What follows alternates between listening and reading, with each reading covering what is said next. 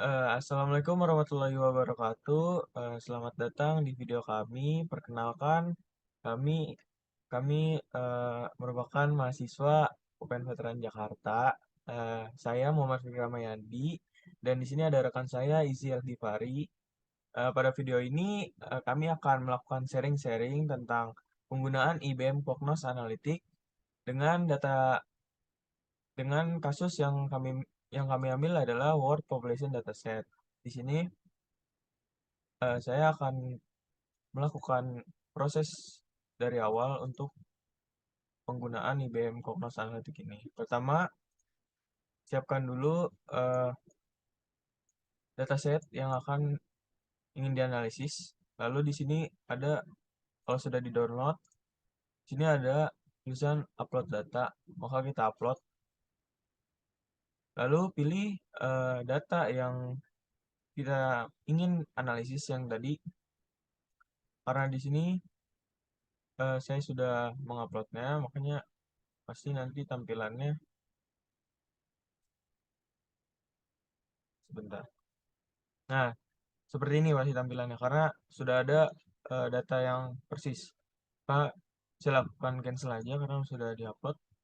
Lalu kalau kalian sudah mengupload datanya, kalian bisa ke present data di sini. Lalu di sini ada 3 pilihan menu, ada dashboard, report, story. Kita pilih yang report aja.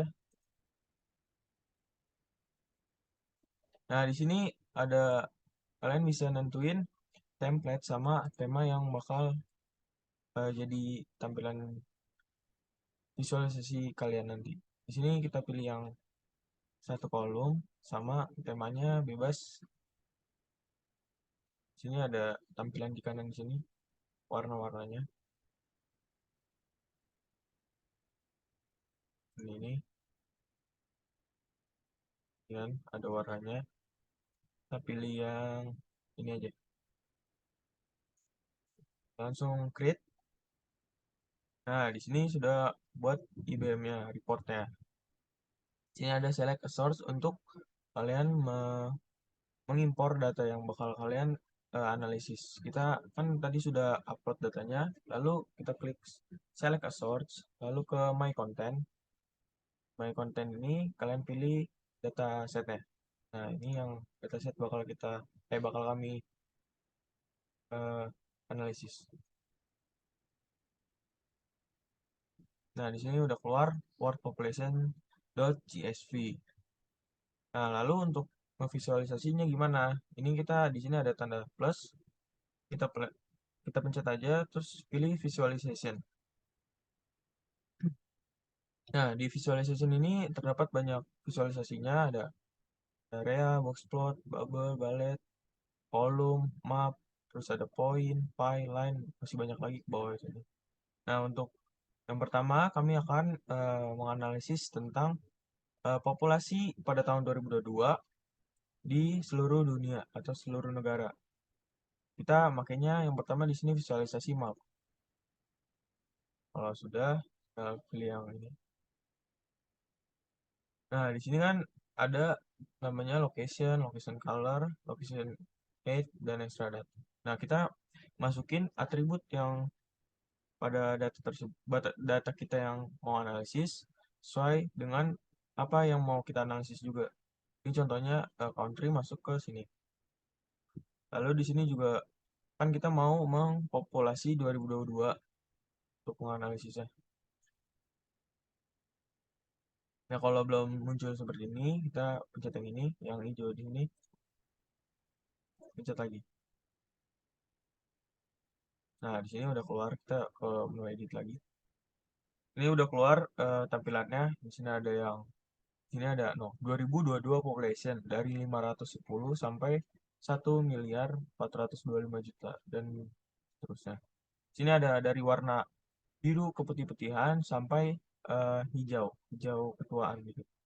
Ini ada Cina sebagai populasi tertinggi ini contohnya karena dia warnanya segini, warnanya hijau gitu. Lalu ada India, ini juga ada yang sedang nih, apa Amerika, United States. Ini kalian juga bisa memberi judulnya populasi karena kita ya karena kita analisis populasi tiap negara di seluruh dunia. Oke. Nah, kalau udah gini, kita bikin lagi visualisasi yang baru dengan klik page di sini. Sini kita copy aja, copy page-nya. Karena kita mau bikin 3 visualisasi, jadi bikin 3. Di sini kita delete aja yang visualisasi yang tadi dengan delete. Sudah. Nah, yang kedua ini kami akan menganalisis berdasarkan populasi di benua gitu. Intinya kontinen, bukan country lagi. Kita pakai visualisasi cluster kolom aja. Nah, di sini beda lagi kan. Ada bars, length, color. Ya, ini kita masukin kontinen di bars. Lalu length di 2022 population di length sama colornya juga. Nah, ini udah terlihat datanya di benua Afrika, di benua South Amerika, Oceania, terus Asia, Europe, sama North America. Lalu yang tiga, kita bikin analisis tentang density. Density itu kepadatan di negara, di suatu negara, dengan menggunakan visualisasi cluster bar.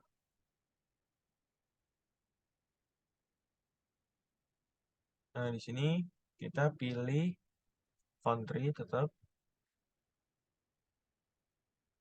Size-nya ini density sama color deh. Nah, di sini sama terlihat negara beserta density atau kepadatan penduduk ya.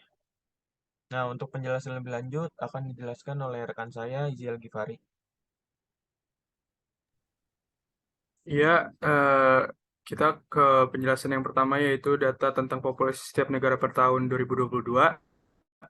Wawasan atau insight yang dapat kita ambil yaitu populasi tahun 2022 tinggi pada negara Cina, India, dan Amerika Serikat, Indonesia, dan Pakistan. Lalu benua Asia memiliki populasi tahun 2022 tertinggi yaitu lebih dari 4,7 miliar dengan Cina menjadi kontributor terbesar dengan lebih dari 1,4 miliar penduduk. Terus selanjutnya untuk seluruh nilai negara atau wilayah, jumlah populasi tahun 2022 hampir mencapai 8 miliar jiwa. Terus yang ketiga, populasi tahun 2022 berkisar dari 510 jiwa untuk negara Vatikan City hingga lebih dari 1,4 miliar untuk negara Cina.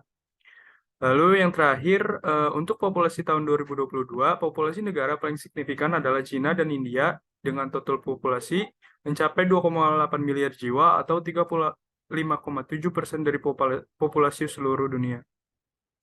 Selanjutnya, yaitu kita ke visualisasi data selanjutnya, populasi setiap benua. Dari visualisasi data ini, wawasan atau insight yang dapat kita ambil yaitu jumlah total populasi tahun 2022 dari seluruh benua hampir mencapai 8 miliar jiwa dengan rentang nilai populasi antar benua bervariasi mulai dari 45 juta jiwa untuk benua Oseania hingga lebih dari 4,7 miliar jiwa untuk benua Asia.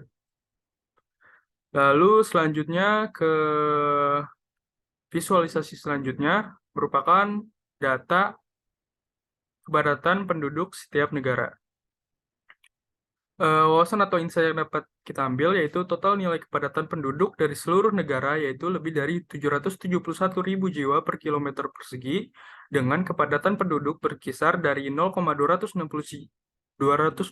jiwa per kilometer persegi untuk negara Greenland dan hingga hampir 23.172 jiwa per kilometer persegi untuk negara Macau.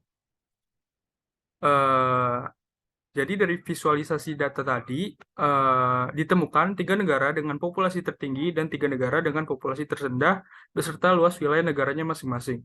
3 negara dengan populasi tertinggi yaitu Cina dengan populasi penduduk sebesar 1.425.887.337 jiwa dengan luas wilayah sebesar 9.706.961 km persegi. Lalu di negara dengan populasi terbesar kedua yaitu India, dan negara dengan populasi terbesar ketiga yaitu USA atau Amerika Serikat. Dilanjutkan dengan 3 negara dengan populasi terendah yaitu Vatikan City, Tokelau, dan Niue. Lalu selanjutnya kita ke kebijakan yang dapat diambil. Berdasarkan data-data di atas, kita dapat membuat kebijakan berdasarkan populasi yang terbesar dengan yang terkecil. Populasi penduduk yang besar dapat menjadi sebuah keuntungan atau malah menjadi beban bagi sebuah negara, tergantung pada bagaimana negara tersebut mengelolanya.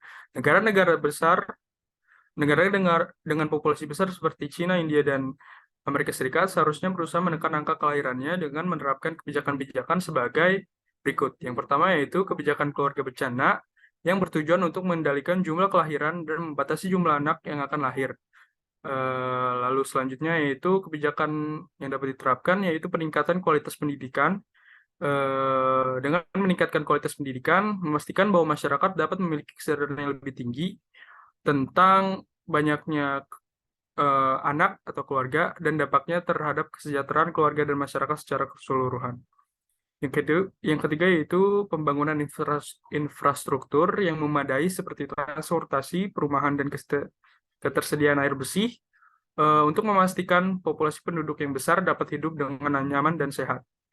Yang ketiga yaitu mengembangkan sektor ekonomi, menciptakan lapangan kerja, meningkatkan kesejahteraan masyarakat untuk membantu mengurangi tekanan pada populasi dan membantu masyarakat memenuhi kebutuhan hidup mereka.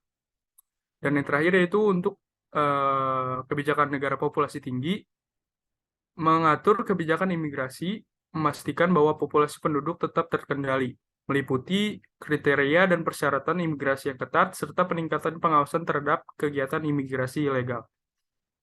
Sementara itu, untuk negara-negara berpopulasi kecil seperti Vatikan City, Tokelau, dan Niue, mereka menghadapi sebuah tantangan terutama dalam pembangunan dan pertumbuhan ekonomi. Kebijakan-kebijakan yang dapat diterapkan antara lain yang pertama itu insentif keluarga, ya, dengan negara dapat memberikan insentif kepada pasangan yang memiliki anak seperti tunjangan keluarga dan cuti orang tua yang cukup, yang dapat mendorong pasangan untuk memiliki anak dan meningkatkan populasi. Yang kedua yaitu program imigrasi investor, yaitu negara menarik investor untuk menanamkan modal dan tinggal di negara tersebut. Investor yang datang bisa membuka lapangan kerja dan membantu mempercepat pertumbuhan ekonomi serta populasi. Yang ketiga yaitu kebijakan pengembangan wilayah, yaitu negara memperkuat pengembangan wilayah tertentu agar lebih menarik, sehingga penduduk akan menetap dan membangun keluarganya di sana. Dalam implementasi kebijakan-kebijakan ini, maupun dari populasi tinggi, kebijakan populasi negara populasi tinggi dengan negara populasi rendah harus memperhatikan faktor-faktor sosial budaya politik yang mempengaruhi. Selain itu, kerjasama dengan masyarakat, organisasi masyarakat, pemangku kepentingan juga diperlukan untuk menciptakan kebijakan yang berhasil dan dapat diterima oleh masyarakat luas.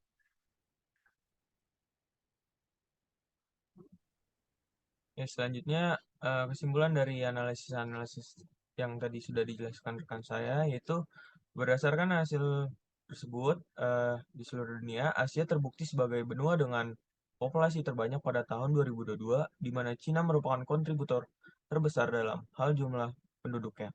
Selain itu juga ada India memiliki jumlah penduduk yang besar dan keduanya menyumbang lebih dari 35% dari total populasi dunia. Namun, negara kecil seperti Vatikan City memiliki jumlah penduduk yang jauh lebih kecil dibandingkan negara-negara lain di dunia.